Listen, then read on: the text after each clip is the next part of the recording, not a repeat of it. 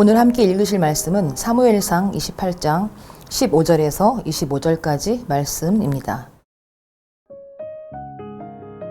사무엘이 사울에게 이르되 내가 어찌하여 나를 불러 올려서 나를 성가시게 하느냐 하니 사울이 대답하되 나는 심히 다급하니이다. 블레셋 사람들은 나를 향하여 군대를 일으켰고 하나님은 나를 떠나서 다시는 선지자로도 꿈으로도 내게 대답하지 아니하시기로 내가 행할 일을 알아보려고 당신을 불러 올렸나이다 하더라. 사무엘이 이르되 야훼께서 너를 떠나 내 대적이 되셨거늘 내가 어찌하여 내게 묻느냐. 야훼께서 나를 통하여 말씀하신 대로 내게 행하사 나라를 내 손에서 떼어 내 이웃 다윗에게 주셨느니라. 내가 야훼의 목소리를 순종하지 아니하고 그의 진노를 아말렉에게 쏟지 아니하였으므로 야훼께서 오늘 이 일을 내게 행하셨고 야훼께서 이스라엘을 너와 함께 블레셋 사람들의 손에 넘기시리니 내일 너와 내 아들들이 나와 함께 있으리라. 야훼께서 또 이스라엘 군대를 블레셋 사람들의 손에 넘기시리라 하는지라. 사울이 갑자기 땅에 완전히 엎드러지니 이는 사무엘의 말로 말미암아 심히 두려워함이요 또 그의 기력이 다하였으니 이는 그가 하루 밤낮을 음식을 먹지 못하였음이니라. 그 여인이 사울에게 이르러 그가 심히 고통당함을 보고 그에게 이르되 여종이 왕의 말씀을 듣고 내 생명을 아끼지 아니하고 왕이 내게 이르신 말씀을 순종하였사오니 그런즉 청하건대 이제 당신도 여종의 말을 들으사 내가 왕 앞에 한 조각 떡을 드리게 하시고 왕은 잡수시고 길 가실 때에 기력을 얻으소서 하니 사울이 거절하여 이르되 내가 먹지 아니하겠노라 하니라. 그의 신하들과 여인이 강권하매 그들의 말을 듣고 땅에서 일어나 침상에 앉으니라.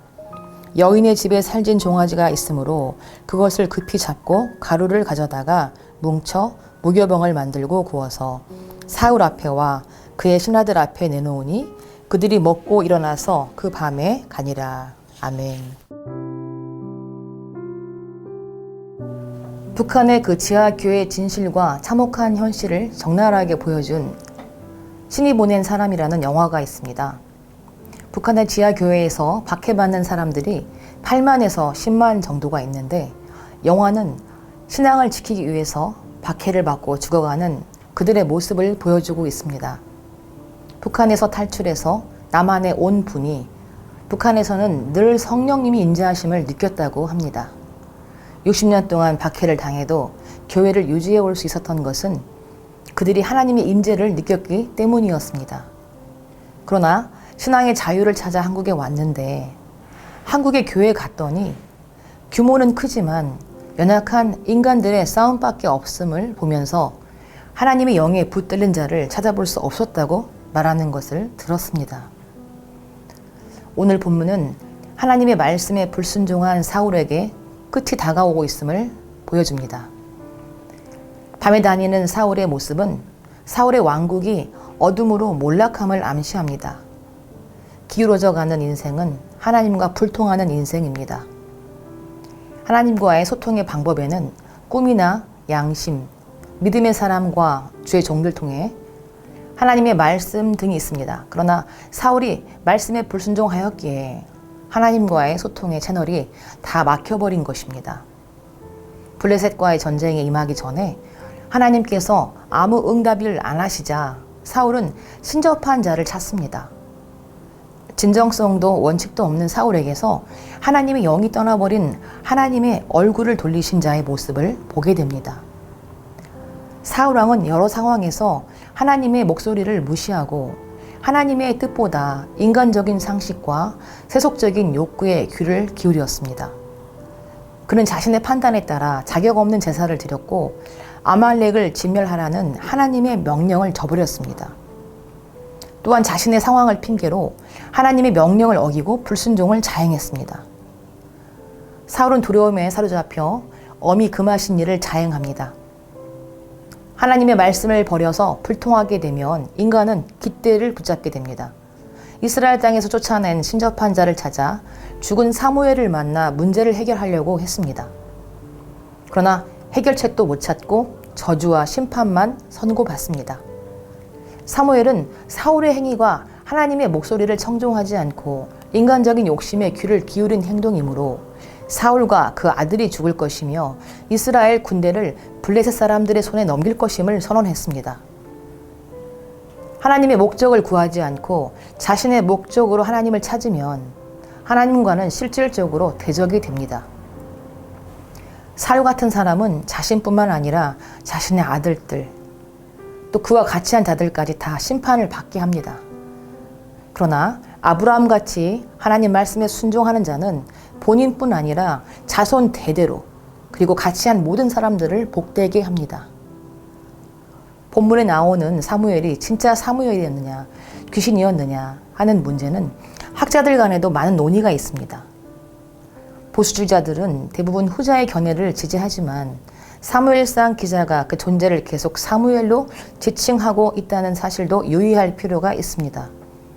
성경을 보면 신접한 여인의 주술 행위가 전혀 없이 사무엘이 등장함을 볼 때 이러한 일을 하실 수 있는 분은 오직 하나님뿐임을 생각해 봅니다.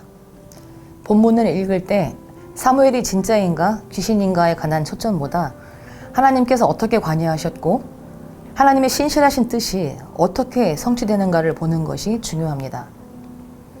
하나님의 말씀이 끊어지는 것이 재앙이며 그분의 뜻과 음성을 구하는 듣는 태도에 집중해야 합니다. 하나님의 뜻보다 인간적인 상식에 따라 판단하고 있지는 않은지, 하나님과의 관계를 상실하고 하나님 밖에서 대안을 찾고 있지는 않은지 자신을 돌아보아야 합니다. 사울은 낙담하여 쓰러집니다. 그리고 줄임배를 채워야 하는 비참한 자신을 보게 됩니다. 원래 무교병은 출애굽과 연관되어진 음식인데 하나님과 관련이 없는 무교병을 먹는 자가 되었으며 밤에 다니는 인생이 되었습니다. 그리고 사울은 본인이 하나님의 나라에 가지 못할 것을 알았을 것입니다. 하나님의 사람은 말씀을 듣고 두려운 마음으로 자신을 먼저 돌아봅니다. 오늘날 세상과 타협하며 자기 이익을 구하는 교회와 우리 자신의 모습을 사울의 모습에서 볼 수 있어야 합니다. 하나님의 영이 떠난 교회, 하나님의 성령이 주장하지 않는 삶은 겉이 아무리 크고 위대해 보여도 하나님과는 상관이 없습니다. 하나님과 함께라면 아무리 힘들고 어려워도 감당할 수 있습니다. 하나님의 영이 함께하는 교회는 사랑이 흐릅니다. 하나님의 성령이 떠나지 않도록 기도하는 사람이 있습니다. 자신이 죽어가는데도 죽는지 모르는 사울의 모습이 있어서는 안 됩니다. 하나님과 무관한 자가 아니라 하나님이 부르시는 신이 보낸 사람들이 되시기를 바랍니다. 언제나 하나님의 말씀 앞에 머물며 교회와 주의 종들을 위하여 기도하는 저와 여러분 되기를 부탁드립니다.